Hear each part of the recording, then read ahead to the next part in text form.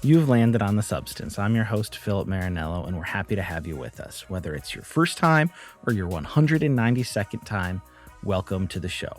Here at The Substance, we're looking to have conversations that help us all better appreciate goodness, truth, and beauty. Previous guests include folks like David Gate, Stephanie Stalvey, Brian Recker, Tyler Huckabee, Courtney Ellis, and multi-hyphenate artist Propaganda. We've got a back catalog of about 200 episodes, got a lot of great guests, a diverse array of topics, so check that out sometime. And if you go back and listening through our back catalog, we love messages on that too, thesubstancepod@gmail.com. This week, had the pleasure of finally getting Kat Armas on the show. I think we talked about it off air. Tried to get her for the last couple of her books, and it just didn't work out. This book, Liturgies for Resisting Empire, very timely book, very gentle, wonderful, beautiful book that highly recommend checking out, and had an excellent conversation here. So excited to share that with you guys. Quick reminder before we get to it, if you are listening and you like the show, be sure to open it up, hit the 5-star button, and if you're on a platform that allows you to write a review, we would greatly appreciate you taking 30 seconds to do that. It helps other people find the show, and we also love hearing from you. So if you can do that, fantastic. So without further ado, here's my conversation with Kat Armas. Welcome. It's not super formal, just kind of conversational. And I do want to be sensitive of time. So I guess the first thing, there's so much here. Enjoy the book. Really have enjoyed kind of seeing all the different things you're talking about. And I don't want to repeat too many things. So one of the things I wanted to hit at the top so that we don't miss out on it is we are recording in the season of Advent. And recently on Substack, I thought you had a really wonderful piece. So I don't know if you've talked about that a ton lately, but we just kind of want to talk about how viewing the time of Advent, if we are slowing down and taking time to focus on that story and the role of Mary. And I know that some people who are coming out of like the hyper evangelical circles maybe have trouble even thinking about Mary in that serious of a way. But I really enjoyed that piece. What is this? And as a woman who's got 2 young kids, like I'm sure this is particularly personal for you. So just wanted to give you a minute to talk about that before we got into the book. Yeah. Well, Advent in particular, when it comes to my recent book, Liturgies for Resisting Empire, played such a unique and special role. Particularly because it was right after. So Advent, I gave birth to my kid in the fall, and then Advent happened a few months later. And yeah, I was having trouble sort of feeling it, right? And I say that in regard to, these sort of emotions that come around Advent, hope and joy and peace and love. And I was having a hard time because I was emotionally exhausted. I was spiritually depleted. And we were also coming out of 2020. This was in 2021. I was emotionally, spiritually, I think all of us were collectively just exhausted. And so I was asked to preach a sermon at my church on Advent. And I kind of went up there and I was like, y'all, I don't have anything of substance to offer you. Substance podcast. I really have nothing. I was like, I have nothing to offer. I am exhausted. I think we all collectively are. And as I was, sort of wrestling with this, I began to realize that, and it wasn't a new thought, but I felt it heavy in my bones, quite literally in my body. It was this, that, we're expected to feel these things or reflect on these joyous and loving and peaceful and hopeful things. When in reality, we've been sold a cheap version of them, right? We've been sold a cheap version of hope, and we've been sold a cheap version of joy and love and peace, particularly in regard to, what I call the Christian empire. Because, we're told that love is tough, and that love, you love the sinner and you hate you love the sinner, you hate the sin, whatever that means, right? Well, there's so many conditions around love, and we talk about hope, but the hope that Christianity talks about is this sort of far off, distant, one day when we die sort of hope of a new world. But the everyday people feel hopeless, right? There's poverty and there's unrest and there's so much turmoil in our world. And so this is where I began to sort of connect the dots between, what is empire's version of these things? What are the things, the images that we are sold of not only Advent but of reality? And what is the truth? Like what is it? What are we actually experiencing? And so I think that was when I began to sort of wrestle with this out loud, during that sermon. And someone came up to me afterwards and was like, "You should write a book about this." And I was like, "I will," and I did, right?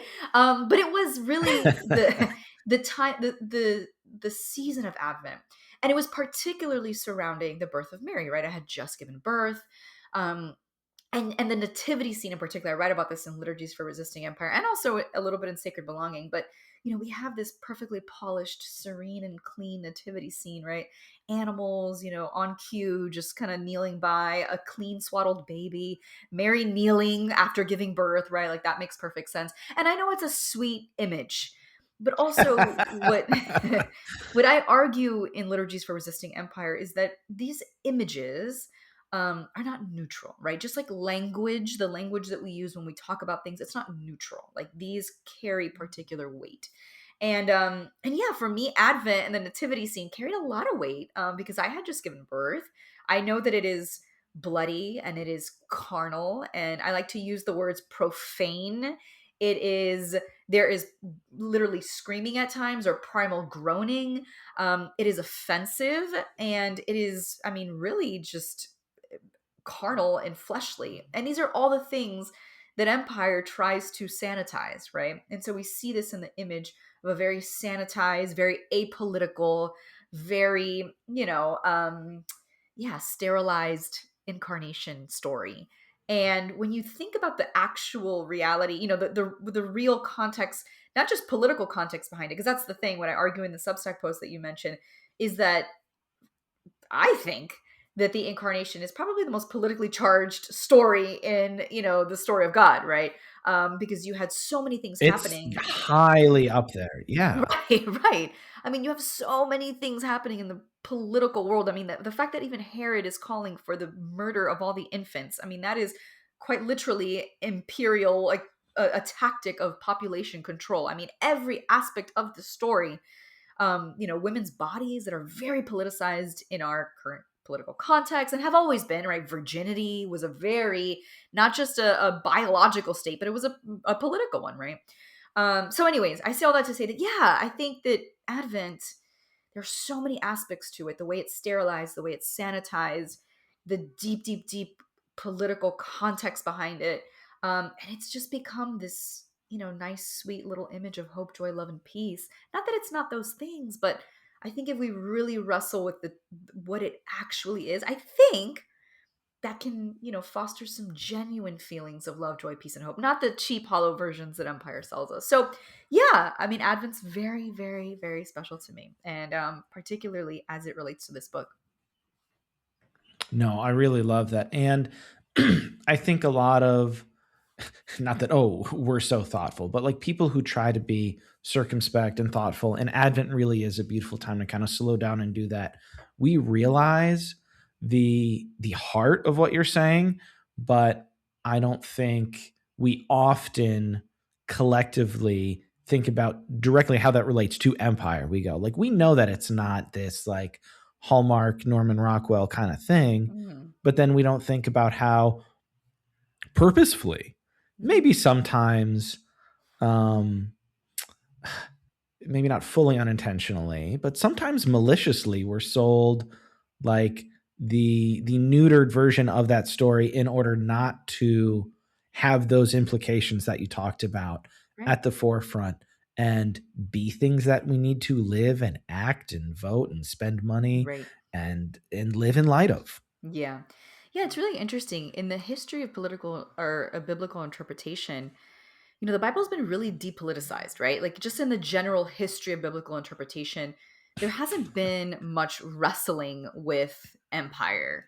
And when I've it is politicized, it's not great. Right, and what I'm saying is that it's really interesting because in the last several years, it's been hyper politicized in a very different way. And so you have this history of biblical interpretation that's never really wrestled with the political context of the Bible, and then now suddenly in the last few years, you've had the Bible and, politics come together in a very unique, for lack of a better word, in a very unique way. And so I think a lot of people are really, they're not prepared for this. They're not prepared with how to wrestle with the way that politics and the Bible interact, which they do. They always have. The Bible has always interacted with the political realities of the people it talks about, but we've never generally, made those connection points until now. You have a lot of really weird interpretations and coming together of things, and folks, like I said, we're not ready to really wrestle. Like, we're like, how do we respond to this, so yeah, I think it is a really, I don't know, bizarre thing. And so like you said, folks are, we're not really wrestling with what the implications of the first century empire, how that connects to our political realities now. So yeah, it's really bizarre. And I think part of why that hasn't happened, like you said, broadly, like collectively, is because like when you say that, and I completely agree, like you're saying that, I would imagine in like the majority culture, like the people in power, and like the Right. people in power aren't often the ones who can identify with all those things that you talked about in your piece and that are actually there in Right. the gospel story, Right. because oftentimes the organized church like wants to be seen as like uh the favored one, the Right. powerful one, like The in a, powerful one, in a yeah. hierarchy structure they like to put themselves at the Mhm. top.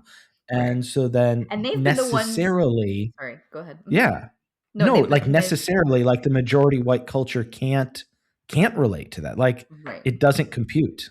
Right.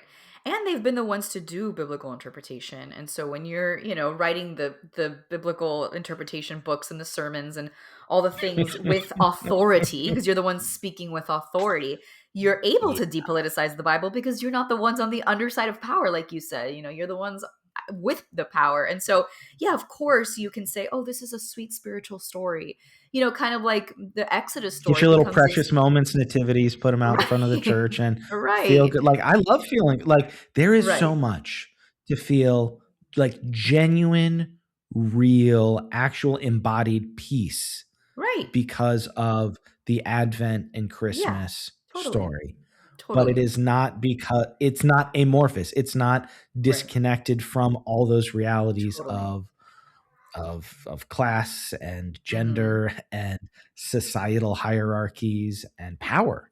Exactly. And so, yeah, you can easily, remove all of that from the story and just say, oh, this is so nice because you've never been the one pregnant, having to deal with your virginity as a political category. You've never been, you know what I'm Right. saying? So, all of these things, it's Sure. so easy to just completely, again, depoliticize the story and over spiritualize it. I mean, not that it's not spiritual, of course, Jesus becoming, or God becoming Jesus, all that 100% spiritual. But what I mean is it just becomes only a spiritual thing. And I think that takes away from, I mean, when you're removing the political realities, it actually takes away from the depth, and the beauty of the story. And I think that's true with so many biblical stories. I mean, you think of the story of Exodus, and it becomes, oh, a story about spiritual liberation and God, or whatever. And no, it was a story about actual physical, liberation of actual physical people leaving empire, leaving their, walking away from their oppressors. And so yeah, I think we've done that just so, and I say like a collective we, because those in power have been the ones to interpret, and then Totally. have the dominant voice. So yeah, it's just, it's a wild thing. Yeah, because like when you step back from it and look at just particularly the incarnation, that is what that actually is cosmological, like class lowering of Yeah. like like none other. Like there's no other story like that. Right. And that can be a really great model for, like that's the gospel, Right. that God like cosmologically descended to help the lower class. Right. And yeah, it's Like just, he yeah. became one to make the way for us. And Right. yeah, Yeah. we do a lot of things that aren't that. Totally. Yeah. Before we get too deep in the weeds, because there's so much to talk about here, and I've enjoyed listening to you on some of my friend shows, and I'm sure I will hear many more things. And if I'll give you a plug now, if you're listening to this when this is early, check out Kat's schedule for her tours next year. Go come see Yeah, her in your city, totally. or tell your local bookstore to pay her to come out. Um, Yes. One of the things we like to highlight on the substance is book dedications, and I'm guessing yours was for your husband. Hmm. Yeah. Okay. Yeah, it was I for my I husband. thought it was lovely. Oh. Said you're everywhere in these pages, breathing and alive. Somehow you carry the weight of them all and still make the load feel light. Talk about why this book in particular was dedicated to your husband. Oh, no one's ever asked me that. That's so special. Yeah, my husband and I, so much of what I write in this book, I mean, we just wrestle with in as, as a couple, as a family, as parents to young children. Yeah, so much of what we're it comes out in our day-to-day, we always laugh because when we get together with others, we're just like really intense people, and we're like having all these conversations. The other when I was in my San Francisco um, book tour, someone came up to my husband. He's like, "Are you the preacher's husband?" And he's like, "Yeah, I am." And then she goes, "Wow, you must have really good dinner time conversations."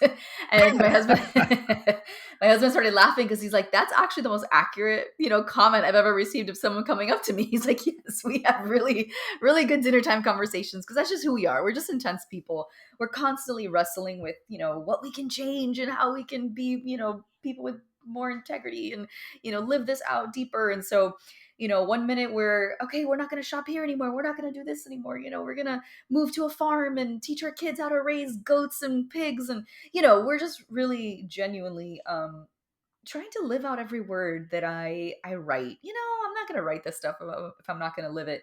And him and I mean, yeah, that's where all of this is really, all these thoughts and all of these yeah, musings about the Bible, it all happens in conversation with him. And so yeah, he really is, every word that I write is just comes out of our nighttime after we put the kids down and we're exhausted and we're just laying in bed, just talking about everything our day. Yeah, so much. And then it doesn't just stop there. I mean, he's the type of person, I have all of the ideas, like, let's do this, like, yeah, let's sell our house and move to the farm. And he's just like, all right, let's do it. When we met in seminary, and I realized when we met, we were at a Southern Baptist seminary. I had no idea what Southern Baptist was, and that's a whole nother conversation. But I ended up there, quickly realized this is not where I'm supposed to be, and I was like, let's move across the country so I can, pursue somewhere. And he was like, all right, let's do it. So he's along for the ride. And it's great. Yeah, it's great. But thank you for asking me that. That was a good question.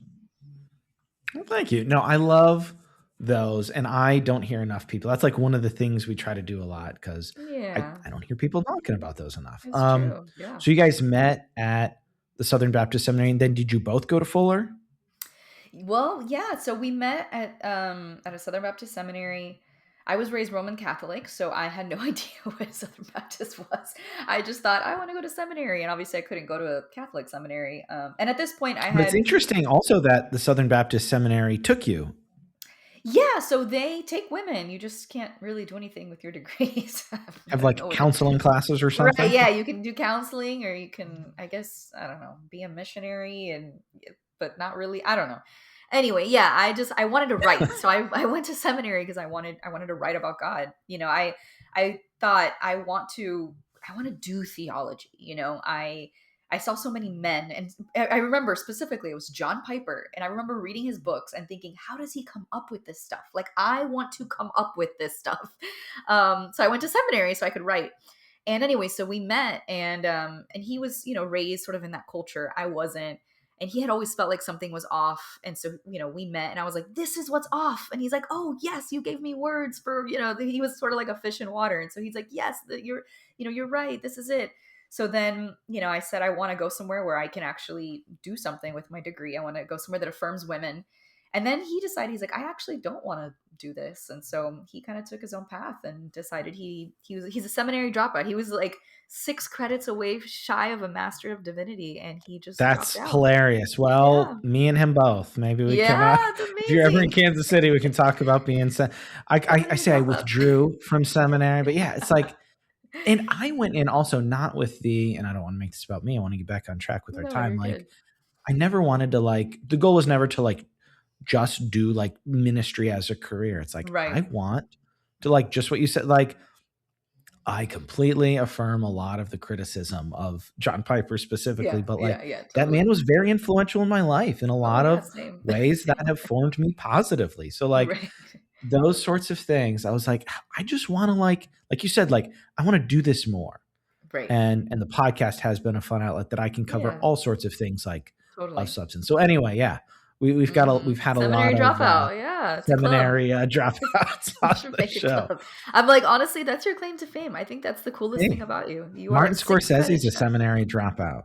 Yeah, oh yeah, that's good to know. I didn't know that. So Liturgies for Resisting Empire is the book, and the subtitle, Seeking Community, Belonging, and Peace in a Dehumanizing World. I thought in particular, and I know you talk about this on every interview, but briefly, just empire as what do we want to call it? Like a force. You Hmm. talk about how it takes things that are tender and sacred and ancient and turns them into things that are intended to dominate, or structures and rules and things like that. And you had the one line, mystery and memory are traded for conformity. And as somebody who was hardcore in that world for a long time, Yeah. that really hit home. Yeah. Yeah. I think mystery is one of the things that we sort of are we don't aren't told explicitly. But yeah, in so many words, we kind of give up the mystery of God for sort of a hollow, cheap version of it. It's so much about, if you don't say the right prayer and believe the right things, and if you don't, listen to the right theologians and, the right kind of worship music, then, you're not in, right? You're not in. And what I argue is that this is so much of this is really passed down to us from from just things that are so far beyond us, the way that societies are structured is in such a way to believe that some people are in and some are out, and that has just totally infiltrated our faith, our relationship to belonging, right, to each other, to ourselves, right, and to God. And so yeah, I think that is a big one. Mystery, and I say memory. That was the other one, right? I was like, gonna make sure I remember what I Yeah, said. you remember, you talked about Yeah, how it's an ancient sacred thing. right, We believe that while there's an obvious spiritual dimension that's important, we just talked about in the Advent, the incarnation happened. right. We have Yeah. a tradition and a history, and past the God man Jesus himself. You have the saints, you have Mhm. people who it didn't start in 1950s middle Right, America. right, There is right, a global historical tradition right. that is theological, that is political, that Mhm. is social, that is all of these things that Right. we, when we're being healthy, are deeply connected to. This is our Yeah. actual heritage. It's Yeah. not just a whitewashed Right. thing that's less than 100 years old. Right. Yeah, no, totally. And I think that I mentioned memory in that because I think that plays a role in the way that God has moved and shaped history and all of our collective histories, like as you mentioned, right? This sort of ancient global thing. And I think, connecting it back to empire, what empire often does is it sort of takes hold of the narrative, right? And it sort of retells the narrative, so yeah, so we end up believing something like this is, this is what we've had for the last 50 years. Therefore, this is the right and true, but really, empires throughout history, they have been the one to tell the story, right? To tell their version of the story Totally. as the right, true version. And so what I say is that, yeah, I mean, narratives, they become ideologies, and ideologies, they become systems, right? And so we live under these systems that began when empire decided to tell its version of the story. And so I think memory plays a big role in that, because when we go back, what are the stories that shape our reality? What are the stories um that that tell us how God has moved throughout history, in our cultures, right? In our ancestral sort of lineages. Like, how has God shown up? And I think that's even a big part of my, why I initially got into this work, right? Abuelita Faith, my first book, Absolutely. That yeah. was exactly what that was making me think of. Right. It's this idea that, I have this whole history of how God has shown up in my family, in my ancestors and my abuelitas, my grandmothers, right? And then when I got to seminary, or when I, began to pursue a more evangelical expression of faith, then I suddenly began to believe that, my grandmother's stories and her faith wasn't legitimate, right? And I think that's the thing. Like, Yeah. empire gets to delegitimize whoever's experiences they don't think align with their version of truth, or their version of, reality. And yeah, so I think that undoing a lot of this is I have a chapter in the book about wisdom, and I talk a lot about wisdom and abuelita faith, because I think it starts there, right? Like, what do we consider to be wise? What do we consider? Who do we think, is worthy of having a wisdom that can be passed on? And I think that it, undoing sort of empire's lies begins with, like, really paying attention to the wisdom that has been passed down through generations, right? It is a thing of memory. It is a thing of ancestry. It is an ancient thing. And wisdom has been passed down, really, from places that we have been told not to look for wisdom, right? So yeah. Truly. I wasn't planning on talking to you about this, and feel free. Like, I don't want to go too far off, but I think this could be a very interesting thing to talk about with me and you, 'cause you're maybe more like a generation or a half more connected. But like, what are your thoughts on like the whys and the hows? And I'm sure it goes back to like empire and assimilation and all that. But my father was a first generation immigrant. Like, my grandparents came over from Italy on a boat. Like, their older siblings were born in Italy and the younger ones were born in New York. And like, I have seen, and I don't know exactly what your experience is like familially, but there are many, like, particularly of like that first generation, who seem to be very eager to assimilate. Like, they have the rich tradition, Mhm. but then also seem very eager to assimilate and join the empire Yeah, totally. and give up that rich. So like, just what are your thoughts on the whys and the hows and how it, like, Mhm. I can't tell you how many like old Italians in my life who I love so much, who just went hard down the MAGA pipeline, and I'm Oh like, yeah, same. what are you talking like? Yeah. I forget what comedian it was. Maybe it was a terrible person who's been canceled. I don't remember who it was, but somebody once made a joke where it's like, post 9/11, like, Italians, like, we just got grandfathered in to Mhm, white, mhm, mhm, like, post 9/11. So mhm. like, I grew up like hearing the stories of like, we are immigrants, and like, I'm not the darkest, and now that I live in the Midwest, I don't have my Florida tan anymore. But like, I feel connected to that, but I see the Right, people who are a generation or two generations before me who had it the hardest, who right. like are just drinking the Kool-Aid. Yeah. Well, I no, I'm with you. I don't know if you know much about Miami Cubans, but they are major, MAGAs. Yeah, and so. I have some friends, like, one of the closest people back when I lived there is a Hispanic, Mhm, queer person of faith, and mhm. she is hardcore MAGA, and I'm like, Yeah. I genuinely I don't know what to is, and it's not a joke. I'm like, I don't It's understand. not a joke. I do not understand. Yeah, it's bizarre for sure. It is. And we can, I have all my I have all my Trump theories, and I don't I don't know if we want to go there, but um the why of how that happens. So I do write a little bit about this idea, and maybe this plays a part in it. I know it does, certainly for Cubans. I'm not sure about Italians, but part of my family history is, you know Cubans kind of got caught up in the Cold War, sort of, anti-communist, fear. There was like that, the enemy was communism. That was the enemy. Now the enemy are, right, any sort of immigrant from South America, particularly Latin America. But, there was a point in time when the enemy was, communism. And so I think, when you're looking at it historically, for Cubans, at least in particular, empire is what I say, like, the US sort of, what empire has always done and what the US did is create a situation of vulnerability in other places and then convince folks that only it can save them from their vulnerability, right? So the US is like, hey, the enemy is communism. This is the horrible thing that's happening. Now come, we can save you.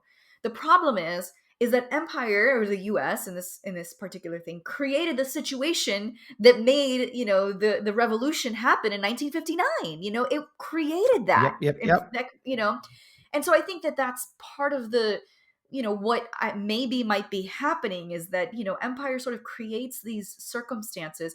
And as I write in the book, and you see this in the Roman Empire, you see this in the US, you know, empire's never the aggressor, right? It's always sort of just defending Sure. itself, right? And this is what I mean when it sort of spins reality, right? Creates its own narratives, and it forces, we believe it. And I say we as just a collective, we sort of believe these lies, right? And we start to buy into it. Because again, empire needs our participation in order to survive. Like, it cannot survive without us buying in. And so it's able to do that. And so I don't know, perhaps that's the story for a lot of other community groups. I also think that, there is something very seductive about power, right? There is always something, we all want a piece of it. We all want some sort of power. And I see that, in a lot of populations of people who have attained some sense of power, and they don't see themselves. And this could make sense for Italians, right? As you say, you can sort of, blend right in. And I think for a lot of the older white Cubans, 100%, they, especially in Miami, they have so much power in Miami, they can just sort of blend right in. And so you have a little bit of that, and you're like, well, I'm not gonna relinquish this. And so I'm gonna do what I can to keep garnering more. I mean, I don't know, there's a lot of theories, but I think what's important to name is that all of it happens with whatever the political context is. So I study under Fernando Segovia. He's like the post-colonial Bible guy ever. He's very old right now, and he was the first one to start writing on post-colonialism in the Bible. And one of the things that he always says is very important when you're studying the Bible, and just in general when you're studying any sort of theological thing throughout history, you have to understand what was happening at the time when sort of the situation brewed for it to become how it is. And so, who was writing about liberation theology, for example, and what was happening in the world when liberation theology became a thing, because we have to understand that context, right? And so I think about that too, when we talk about, like, how did Cubans become MAGA? Okay, well, what was happening in the 1960s that, like, I think it helps clear things up for us. And so if you think about, what was happening, in all the different sort of people groups, and we like to, put all immigrants in the same category. Obviously, that's not how we should do it. And I argue that is, empires makes us think in binary and dichotomous ways. And so we like to say, Totally. the black vote, the Latino vote, and it's not. So anyways, I think it takes a lot of really looking into the nitty gritty of different people groups and what was happening at the time when sort of the big thing happened, so that we can really understand the mindset behind it. And I think, yeah, it was the Cold War, the fear of communism, and Cubans were the scapegoat, and so they became, now they just worship empire now because empire saved them from the enemy. And nobody wants to be on the bottom rung of a hierarchy. Right. Totally. Um, I Sonia Renee Taylor, she's an author. She wrote this great book, My Body Is Not an Apology, or yeah, I think so. I think that's a title, something like that. But anyway, Sonia Renee Taylor, and she talks about, that we all exist in this ladder of hierarchy, right? When we're born, we're sort of born into this ladder on some sort of rung of the ladder. Obviously, there are certain folks that are at the top, and you're sort of just born, women, people of color, the disabled, they're lower on the, And we live our lives without recognizing it or realizing it half the time. We live our lives constantly trying to ascend up that ladder.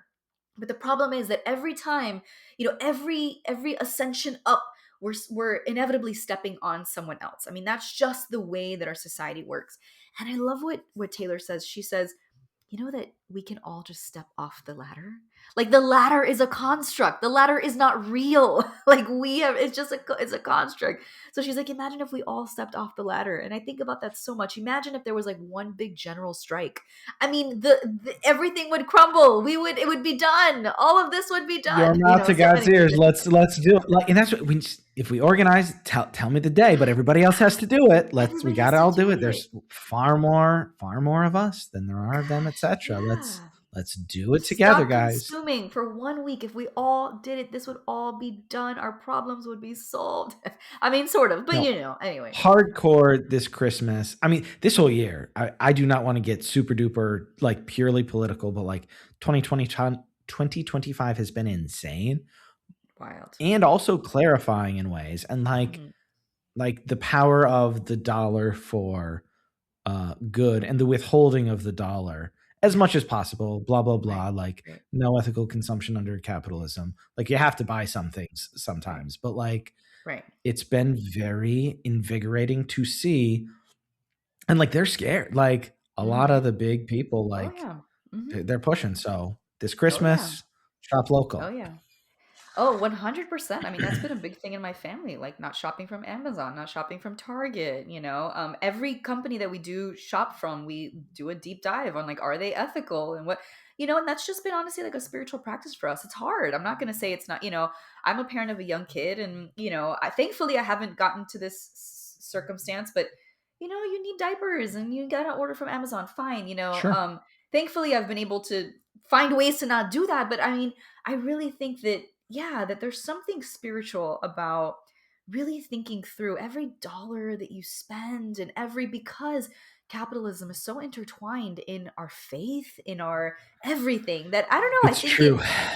It could really be, it has been a really beautiful spiritual practice for my family to really think about every dollar that we spend. I mean, and again, it's not easy, and I'm not holding myself. I'm not, making everybody. It's not like a moral. You don't want the legalism, but it's been so nice and just a personal joy for me and several of my community just to see the downfall of Target quarter after quarter. It's been and we did that because we made a choice. We can keep doing that together and hopefully getting more of us off the ladder, which is also a little soapbox I go in every now and then. Get Out and Nope, obviously both very good movies, but I think Jordan Peele's masterpiece is Us, and a lot of people just didn't get it. Yeah, okay. Tell me more about that. In order for have you seen it? Yes, I've seen Nope, and I've seen all of Jordan Peele's stuff, No, I think Us I think Nope is phenomenal. I thought you meant like us, like we are. I was like, tell me more, but yes, Us, the movie Us. Yes. Oh, yeah.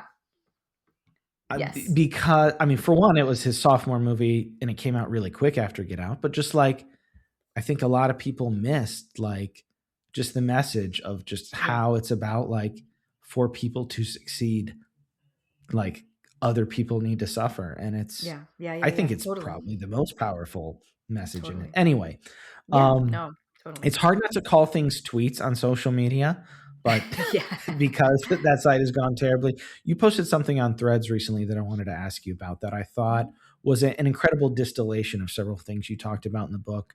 A lot of people talk about deconstruction, and you said a lot of what's been called deconstruction is a refusal to settle for theological abstractions, because like when you, and this is something particularly insidious in that evangelical culture, like you have your systematic theologies, but it is in an abstraction. Like you silo off in your very wealthy, very white communities. You have your seminaries that it's not bad. Like doing theology isn't bad, but it becomes stale. And Jesus even said, like in the Psalms, like close the churches down. Like we don't want churches that are just there doing intellectual exercises. And a lot of what's called deconstruction is us going, hey, like, you taught us these things, and like these Hmm. aren't just like catechisms that we spit back. Ideal. Like, these are things that impact our real life. And I thought that that was very apt, because I mean we've had over the last, really since 2020, a lot of people, I think, doing a lot of good work in helping people through that process, whatever you want to Hmm. call it. Right. But the relationship to empire thriving on, quote, good theology that is Hmm. kept purely in the Right. intellectual realm. Right, because it's all about distance, right? God is, everything is out there. It's something that you're constantly striving to get to achieve, right? Holiness. Even the idea of holiness, that is an abstract concept if you think about it. What does it actually mean to be Sure. holy? Right? And then when you look at the Bible, right, and you really start to look at who are the people of faith that we are to emulate, or who are the people in the genealogy of Jesus that are the so-called fathers and mothers of the faith that were these holy. And when you look at their lives, when you look at the nitty gritty of their lives, I mean, it was messy and it was complex, right? And I think that empire wants us to keep us in the abstract, because when you get into stories, when you get into actual messy humanity, it is, I mean, it is morally ambiguous in a lot of ways. I mean, you look at the story of Esther and the stories of Ruth and the story of Ruth, and I mean, there's a lot of morally ambiguous things happening in order to achieve this so-called, whatever it is that they're supposed to be achieving in the moment. And I hate to even use the word achieve in this context, because I think they're just living. And I think, that's what I argue in Abuelita Faith, right? That survival is in and of itself a holy endeavor. And you see this in the lives of so many, particularly women in scripture, who are called blessed, who are called holy, who are the genealogy of Jesus, and they were literally just trying to survive. I mean, trying to save their people from, again, evil kings. They were trying Completely. to, yeah, they were trying to, and they were doing morally questionable things in order to achieve that sort of liberation, whatever it was. Ruth was just quite literally trying to get married, because she needed to secure her and her mother-in-law's future. And so, yeah, I think empire loves empire loves abstraction, because abstraction creates a distance between us and God. And in that distance, empire can say whatever it wants, in that distance. And so I think that when we start to get into the real nitty gritty, um yeah, it's not abstract. It's not abstract. We like to say even the idea of salvation becomes a super abstract thing of, well, you have to believe this particular thing, and then so that you can get into heaven. And I was actually, I don't know if you know Brandy Miller, but I was in Seattle recently and we did a live podcast recording about this topic. And I love what she said about it. When she used to work for a one of those campus ministry organizations, and at the end of the year you had to say exactly how many number of people were prayed a prayer and got saved. Mm. And she's like, well, I can't give you a number, but I can tell you how many people healed, and I can't tell you who, what trauma someone had, and Jesus stepped into their lives and sort of began to heal them. And I can tell you, how many people started serving the poor that weren't doing that before. And like, then these are lives physically transformed. Like, you can see people, their lives physically changing, right? But yet we want to make it something about, well, pray this prayer so that you can get to heaven and believe these things. I mean, believe these abstract concepts the right way, right? There's no like real touching the ground in a lot of these things. And so, yeah, I think And that. a lot of that is Mhm. framed negatively, like you do that to avoid the punishment. Right, It's right, not you do yeah. that to step into the fullness of all the things we were Right. designed for. Totally, totally. Yeah. And so I think that, when we're, and some people felt some type of way about me connecting it to deconstruction, which I get it. People feel very that deconstruction word is very triggering in many ways. They feel very like connected. Fine, but I Sure. get it. I get it. But yeah, I think it is when you're sort of deconstructing from this very when from a spirituality of conformity and a spirituality of everything has to be a certain way and a certain belief system. When you step away from that and you start to read these stories and recognize the political reality behind them, and you start to say, oh, wait a minute, Exodus wasn't a spiritual liberation, it was an actual physical liberation, but it had spiritual implications, of course. And I think that's true for so many of these stories. They're physical, actual stories of really messy, complex humans trying to live out their lives and their spirituality in really morally ambiguous, but honest ways. And I think that, I always say there's no right way to do this spirituality thing, but there's an honest way and there's a way of integrity, and I think that for so much of my work, as I'm deconstructing empire, I want folks to know, and even for myself, it's not about reaching some sort of moral purity. And that's another sort of, abstract, evangelical, this idea of purity. What does that even mean, right? But it's not about, we're not trying to achieve moral purity. I mean, that is in and of itself an imperial ideal. I think what we're trying Very to much do, so. yeah, we're just trying to be honest people with integrity who love well and mess up and are messy, in the process, right? And so, yeah, I think a lot of what we're trying to do is kind of let go of the abstraction. Who cares about immutability, and who cares about, I don't know, all these words, that I learned in seminary. I don't even remember them anymore. Who cares about all that stuff, right? I think what really matters and what we see in the life of Jesus is how this affects real life people, right? Where, I mean, in the story in Jesus's life, people were physically healed. It wasn't an abstract concept. They walked away different, and I think that is, yeah, that's what we're No, aiming for. the people who are so pro empire, even if they don't understand it, like, just like, my relationship with the Bible has undergone a number of things over the years, but I still really Oh yeah. value it so highly. Yeah. But much of the time I spend in it now, when I do, is like looking at the Gospels. And when you do, you look at what Jesus said and what he did. You look at the people who he ministered to and affirmed and like blessed, and you look at the people who he Right. had very sharp words for, Yeah. the religious establishment, and you Right. see, like, you're like, how do you guys read the Right. Bible How do we more get than there? anybody else on the planet and not get that? How do you not get Yeah. that?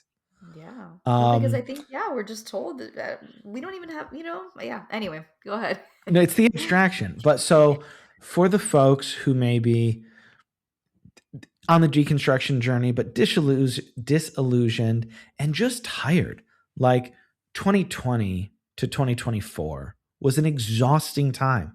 We saw Right. so many people who told us this is the way, this is the truth, entirely morally compromise. We very much saw where our belonging and community and kinship was not welcome.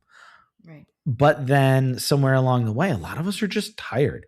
Mhm. I'm I don't want this to be about me, but like, I know people, some of our listeners, people in my community who very much do want community, but because the only community they ever were kind of shown was that like Right. that empire type Hierarchical, yeah. model. Mhm. Like, what's your encouragement and practical, like, for people who are looking for that community and that kinship, kind of as an antidote to the way that empire harms people, but who go like, where are my people? And a lot of people now are like afraid. I mean, thankfully, hopefully a lot of people aren't, but a lot of people are just tired in their homes, not even going out. Like, what's your Yeah. encouragement to people who really do want to find that community that we need, who might be having Yeah. a hard time with that?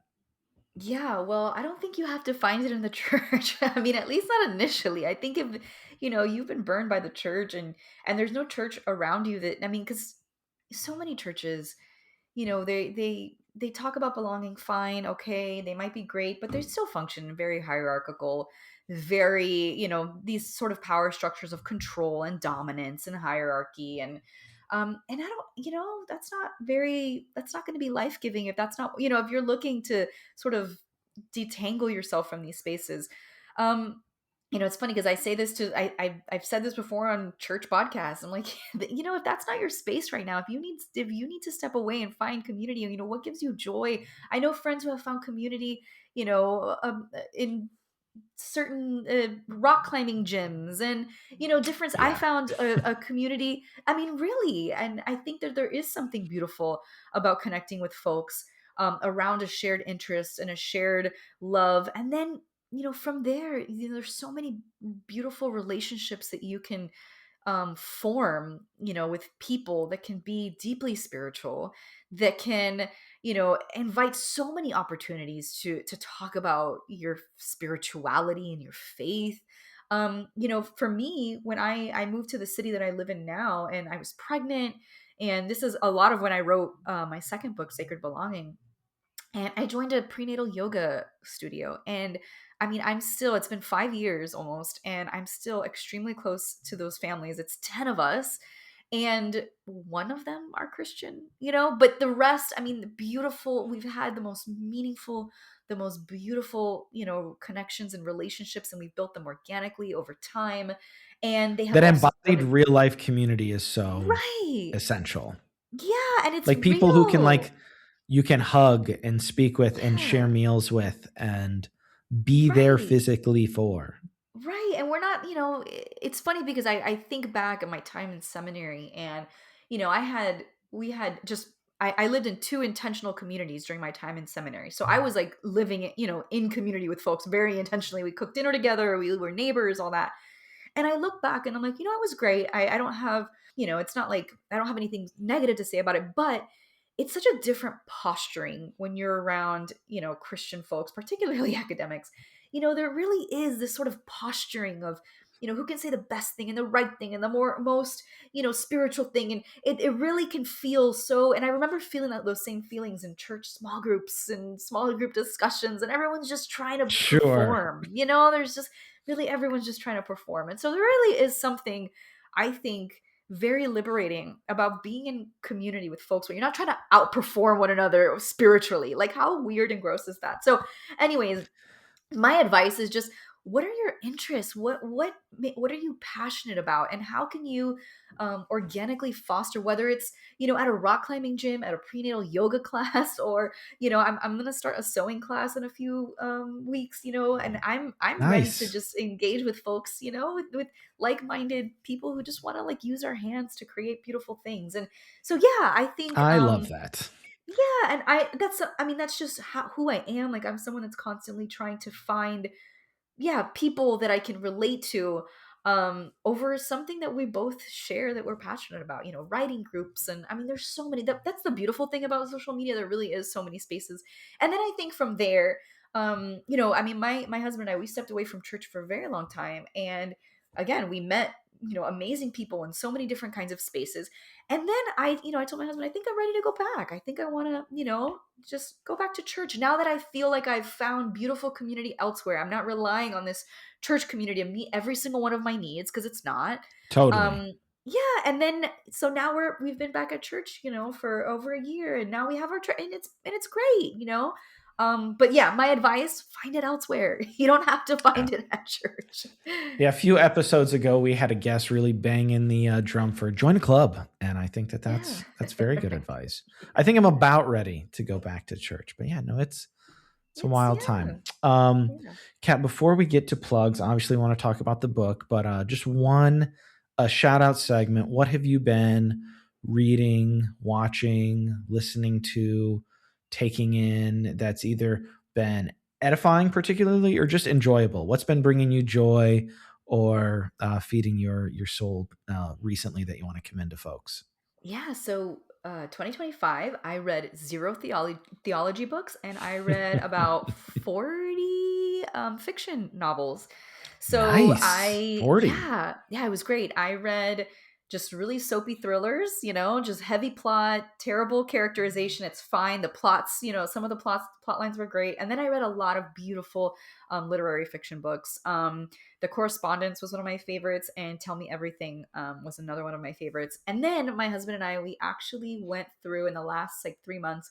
We've gone through all the Alien movies, starting from the first one, Alien, and then Nice. Aliens, and then we worked through all seven of them, and then we just finished. Oh no, we're about to finish the show, Alien Earth.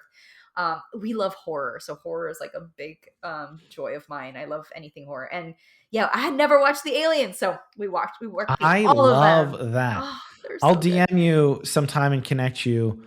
A friend of mine who's a film critic in Chicago, she's got a really wonderful book about feminist theology and maternity in the Alien series. No way. Oh, definitely reading that. That's so fun. I will, because it is Christmas time in particular. I've enjoyed a lot of stuff lately, but trying to slow down a little bit and kind of doing the Advent and Christmas thing. There's a very short book. You may have heard of it. Small Things Like These by Maybe. Claire Keegan. It's a really beautiful book that's Mhm. like maybe 100 pages. I hear the movie Cool. is good. I haven't seen it yet, but I'm rereading the book. It's phenomenal. And I'm Oh, looking good. forward to very soon my rewatch of Children of Men. I feel like that's my Okay, yeah. favorite Oh, thing that's to great. watch. Like Yeah. in particular, like for the Mhm. themes of Advent lately. We had Yeah. Abigail Chessie, a local Kansas City film critic who wrote basically like a liturgical calendar, a church calendar guide of like films to watch throughout the seasons. Oh, And that's great. I love it. Children of Men is my favorite during this time of Oh, year. that's great. Well, thanks for that. Yeah. Definitely interested in the aliens one, and I'll also take a look at the other ones that you Yeah, mentioned. I will connect you with Sarah Welch Larson and Nasenia. Yeah, we had a conversation with her. I think we covered the original Alien. Then we maybe talked about the book. It's been a long time. Yeah. Tell us about the book. Where would you like people to get it? Is there a particular place? Like, I don't know if you sign them, if they're at like your local, you're in Tennessee, right? Mhm. Yeah. Yeah, I don't know if like Um, your local bookstore has a deal. Like, where would you like people to go find that at? yeah, well, I think the best deal so far that I've found is just Baker Bookshop dot or Baker Bookhouse .com. You can get it 30% off and free shipping. So it comes out to, yeah, a great price. And but of course, shop, if there's local bookstores that you can request it and buy it there, 100% do that. Um, and I'm also a big fan of thriftbooks.com. I don't know if it's there yet, but it Love. might I be. use thrift books. I will Yeah, probably put in the thrift books. That is my like baseline same. because Yeah, or is it no, it's bookshop.org rather. That's the one bookshop. where you can Bookshop's put another in good one. your Mhm. local store so Yeah, that it gets them some yeah, cash. totally. So yeah, you can purchase it there, and yeah. What was your other question? I missed your Well, second. no, like what would you like people to look at? Like your Substack, your Yeah, yeah, yeah. whatever. You can find me on Where are you going to be? Substack. This will probably come out in like mid-December. So we're going Yeah. to be at next year. What do you want people to look for? Yeah, so I'll be in DC in January, and so you can find, I'll put all that information online, and Austin and Orlando in February. And then, yeah, so you can find me on Substack, Cat Armas, I think it's .substack.com, and then my social media, cat_Armas. So there you go. Great conversation. Was so glad I was able to get her on. Had a really wonderful time. Check out this book, guys. Those of you who are having a hard time dealing with all the things going on, which is probably many of us. If you're looking for something to read or possibly listen to, I believe the audiobook is out. This is one to check out. So there will be links in the show notes to purchase the book. But if you have Hoopla or Libby or your local library, reach out there as well and take a look at it. If you like the show, the very best way to support it is to listen and to tell your friends. Text message, share on the socials, all of that great stuff.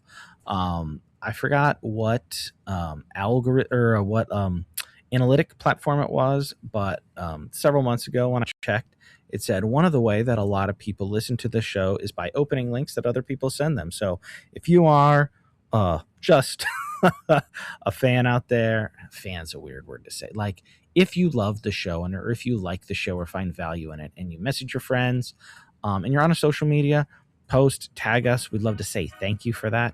If you want to reach us, whether it's either sending an email or a voice note that you want to send us, you can do that over at thesubstancepod@gmail.com.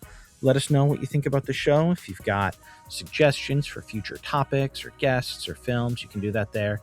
If you are watching substantive cinema films and you are a Letterboxd user, tag your films substantive space cinema.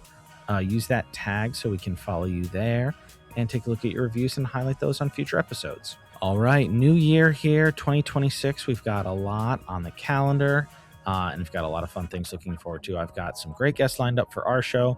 I'm lined up to guest on a number of things and excited to share that all with you guys here very soon. So until then, I've been your host, Philip Marinello, saying thanks for listening, and we will see you next time on The Substance.